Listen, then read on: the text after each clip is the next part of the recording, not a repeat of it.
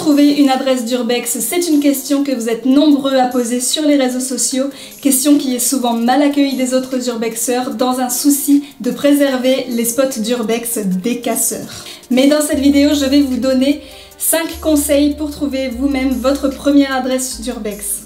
Avant toute chose, je tiens à rappeler que l'urbex est une pratique illégale passible d'amende ou de garde à vue. Je n'encourage cette pratique en aucun cas. Cependant, si vous êtes toujours motivé, que vous avez envie de faire de l'urbex, je vous invite à regarder cette vidéo. Je vais vous rappeler les principales règles à respecter. Première règle, ne rien casser. Si un lieu est fermé, il est fermé. On n'essaie pas de défoncer une porte ou de casser une fenêtre pour entrer. C'est pour ça qu'il vaut mieux prévoir toujours un plan B, voire un plan C, si jamais on n'arrive pas à entrer dans le lieu qui était prévu. Seconde règle, ne rien voler. La troisième règle, ne rien laisser. Les spots d'urbex ne sont pas des poubelles. Ne jamais y aller seul. Ça peut être très dangereux, il y a souvent des plafonds qui s'écroulent, on peut faire de mauvaises rencontres. Vous pouvez d'ailleurs prévenir quelqu'un de l'extérieur que vous êtes en urbex au cas où il y aurait un souci. Être équipé, le minimum ça va être une lampe de poche, peut-être un sac à dos avec de l'eau, une trousse de secours. Faites attention à vos vêtements aussi, mettez des habits que vous n'avez pas peur de salir, que vous pouvez déchirer.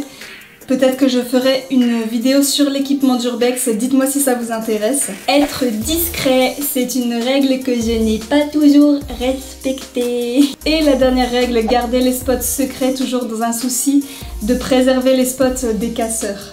Maintenant que vous êtes prêts, vous connaissez les règles de base, on va pouvoir y aller pour les 5 techniques pour trouver des lieux d'urbex.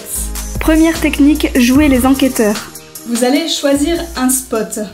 Pour ça, vous allez vous balader un petit peu sur les sites d'urbex, regarder ce que font un peu les autres urbexeurs. Vous allez repérer les urbex qui sont le plus souvent visités, ce seront les plus faciles à trouver, peut-être pas les plus intéressants, mais pour commencer, je vous conseille vraiment de chercher ceux-là. Une fois que vous avez choisi votre spot, je vous encourage à trouver une vue aérienne, ça peut beaucoup aider quand vous serez ensuite sur Google Maps pour le repérer plus vite. Il y a plein de sites d'urbexeurs qui montrent des photos prises du ciel, des vidéos où il y a des plans en drone. Avec ces vues aériennes, vous allez pouvoir repérer la forme du bâtiment, les routes qu'il y a autour et ce sera ensuite beaucoup plus facile de le retrouver sur Maps. Lisez les articles des autres urbexeurs, listez toutes les infos que vous pouvez trouver. Ça peut être l'histoire du lieu, des datations, des noms de propriétaires, peut-être même le vrai nom du lieu, ça arrive.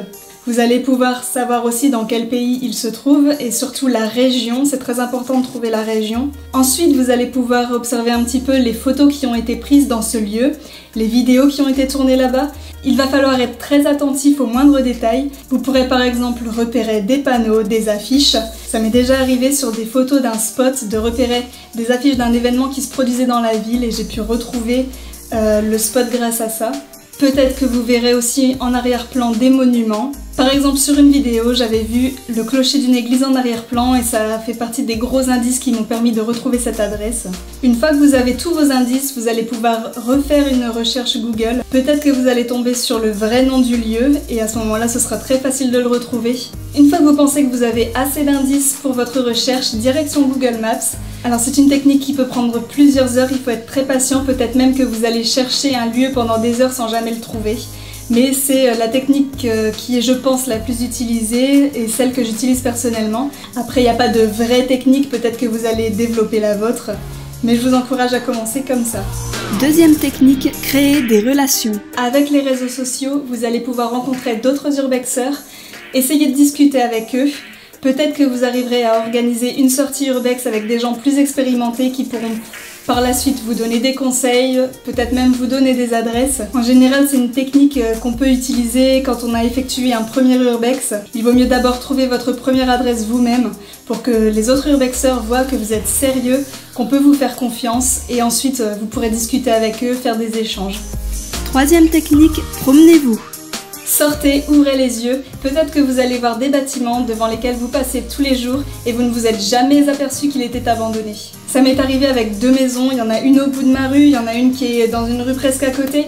Elles sont abandonnées depuis des années, je passe devant quasiment tous les jours et je ne les avais jamais vues.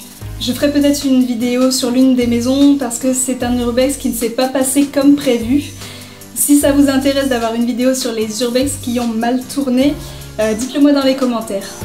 Quatrième technique, Google Maps. Vous allez vous rendre sur Google Maps Et en Street View, vous allez vous balader au hasard dans les rues pour voir s'il n'y a pas des bâtiments abandonnés. Donc c'est une technique qui peut prendre des heures. Il faudra bien sûr ensuite se rendre sur place pour aller voir un petit peu si c'est vraiment abandonné ou pas. Ça arrive aussi quand on cherche un lieu avec la première technique, on est un petit peu sur la mauvaise piste, on se retrouve dans la mauvaise rue et là on tombe sur un lieu qui était abandonné, ça m'est arrivé aussi. En cherchant, je pense, un château, je suis tombée sur un abattoir. En tout cas, ce qui m'a l'air d'être un abattoir puisque c'était rue de l'abattoir, il y avait un grand bâtiment avec toutes les fenêtres qui étaient éclatées et du coup ça m'a fait une adresse de plus dans mon carnet d'adresses. Cinquième et dernière technique, les sites de vente. Vous allez vous rendre sur les sites de vente immobilière. Vous allez repérer un petit peu les maisons, les châteaux, surtout les châteaux en fait parce que c'est quelque chose qui se vend pas tous les jours je pense. Vous allez regarder un petit peu le prix de vente, les photos, est-ce qu'il y a l'air d'avoir des travaux à faire, est-ce que le lieu est fort délabré ou pas. Bien souvent le prix des réparations pour les châteaux est beaucoup trop élevé, c'est pour ça qu'ils ne sont jamais vendus et qu'ils finissent abandonnés. Donc c'est une technique qui peut prendre des années en fait. Si vous voyez qu'il est toujours pas vendu au bout de plusieurs années, qu'il était déjà pas dans un état très foufou à la base, peut-être que vous pouvez vous rendre sur place, voir s'il y a toujours le panneau à vendre. Peut-être que par la suite vous commencerez à voir des photos de ce château, peut-être qu'il sera plus sur les sites de vente, mais comme vous aurez repéré à l'avance, vous aurez déjà l'adresse. Donc voilà, c'est quelque chose qui peut prendre énormément de temps, mais vous pourrez être le premier sur un lieu d'urbex. Vous avez maintenant toutes les techniques pour trouver votre première adresse d'urbex. N'hésitez pas à me dire dans les commentaires si ça vous a aidé, si vous avez trouvé des choses. Je vous souhaite une bonne chance dans vos recherches et de belles explorations. Avant de vous quitter, j'aimerais vous remercier parce que vous êtes de plus en plus nombreux sur la chaîne. Je sais pas ce qui s'est passé avec la dernière vidéo, mais depuis que je l'ai postée, il y a beaucoup plus de visites sur la chaîne. On a une dizaine de nouveaux abonnés par jour. Donc à toutes ces personnes, bienvenue sur la chaîne. J'espère que ça va vous plaire. N'hésitez pas à partager, à liker les vidéos, à commenter. Dites-moi ce que vous en pensez.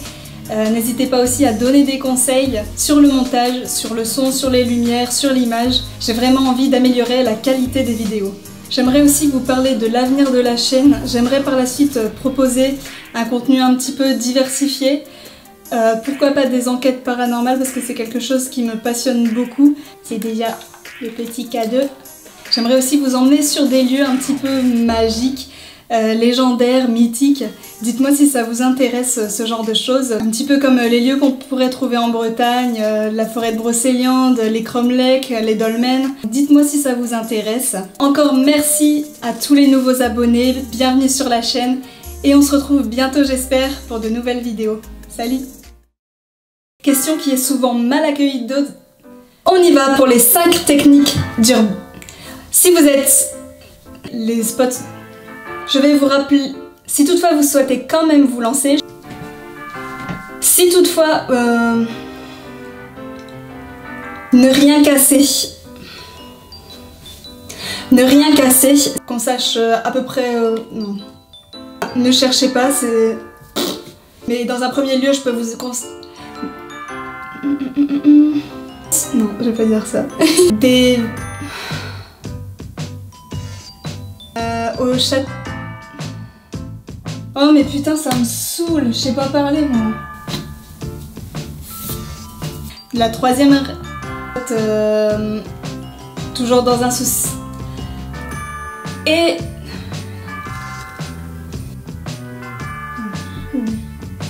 Il y a plein de sites d'urbexeurs qui montrent des vues autour les routes, ça peut beaucoup. Lisez des articles, lisez les articles des autres urbexeurs. Ensuite vous allez pouvoir avec les réseaux sociaux. Non.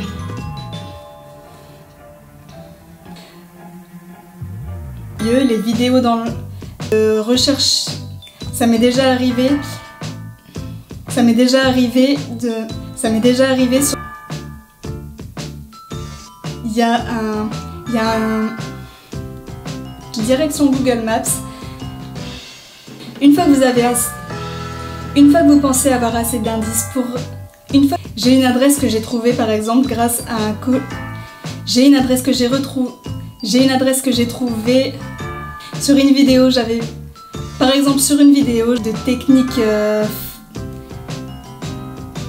J'ai moi-même plusieurs adresses qui ont été échangées.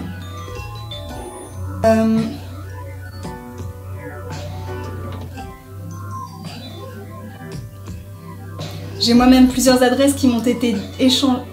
J'ai... Peut-être... Sans jamais vous apercevoir. Vous passez tous les jours sans jamais vous être aperçu. Surtout les châteaux en fait, surtout les châteaux.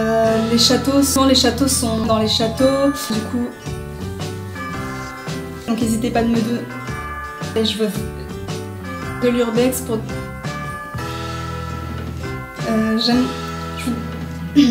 C'est pour ça que j'aimerais trouver un...